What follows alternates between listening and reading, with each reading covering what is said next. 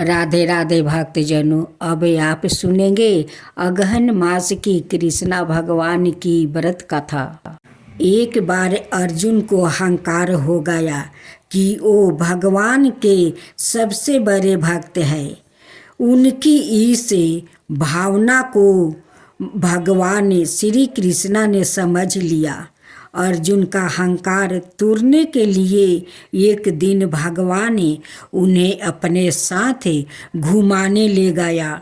भ्रमण करते समय उन दोनों की मुलाकात एक गरीब ब्राह्मण से हुआ। उस ब्राह्मण का व्यवहार थोड़ा विचित्र था।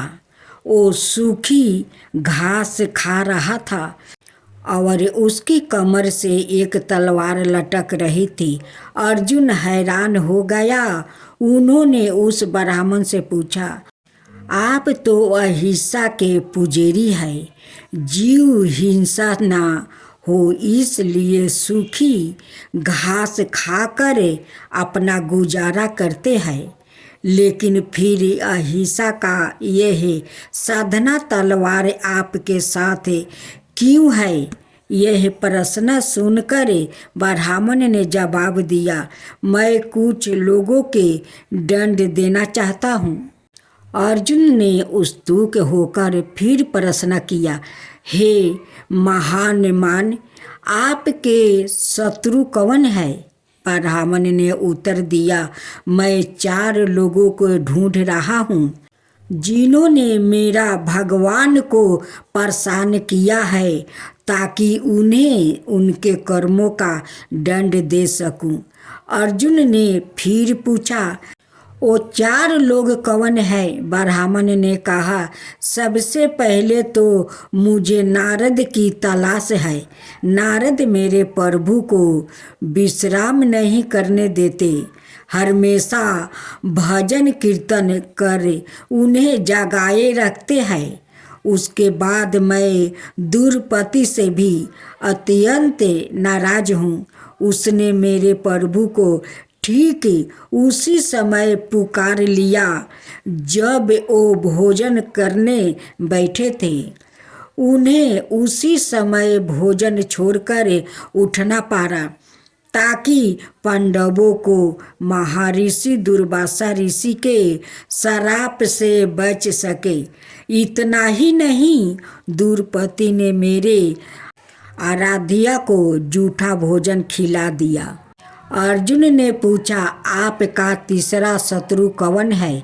ब्राह्मण ने उत्तर दिया, वो है हृदयहीन प्रहलाद। उस दृष्टि के कारण मेरे भगवान को गर्म तेल के कड़ाहे में प्रवेश करना पड़ा, हाथी के पैरों तले कुचला जाना पड़ा और अंत में खंभे से प्रकट होने के लिए विवश होना पड़ा। और मेरा चौथा शत्रु है अर्जुन।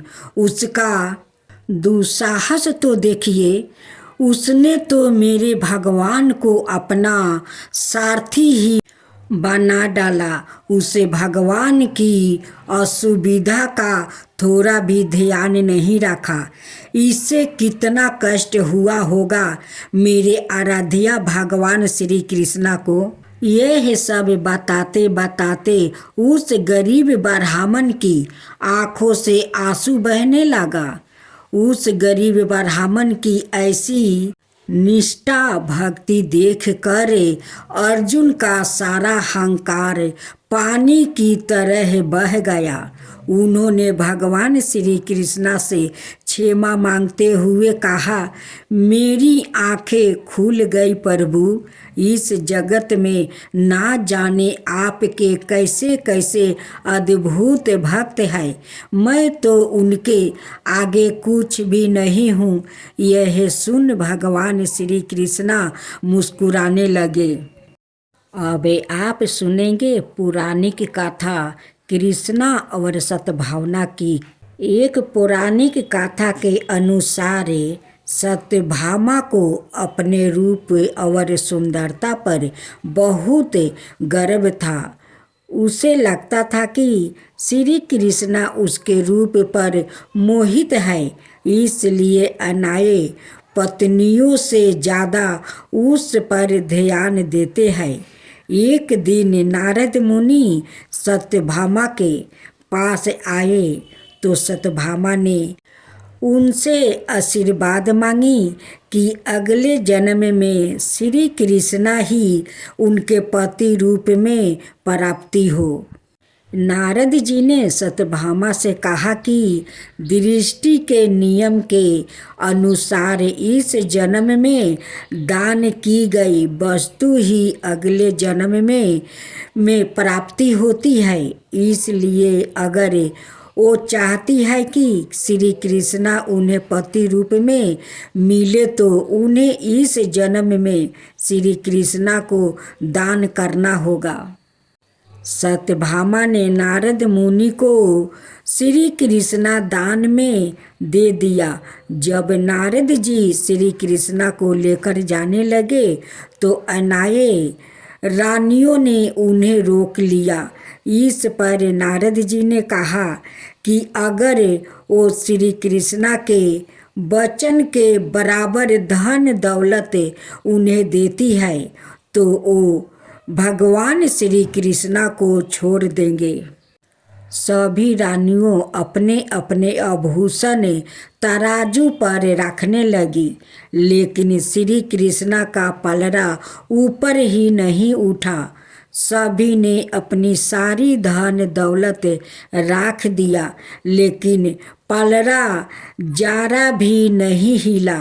इस पर सत्यभामा ने कहा कि अगर मैंने अपने पति को दान किया है तो मैं उन्हें वापस भी ले लूँगी, लेकिन यह प्रयास भी असफल रह गया। सत्यभामा के आभूषण भी श्री कृष्णा के वजन को नहीं छू पाया। इस पर रुक्मिणी को एक युक्ति सूझी।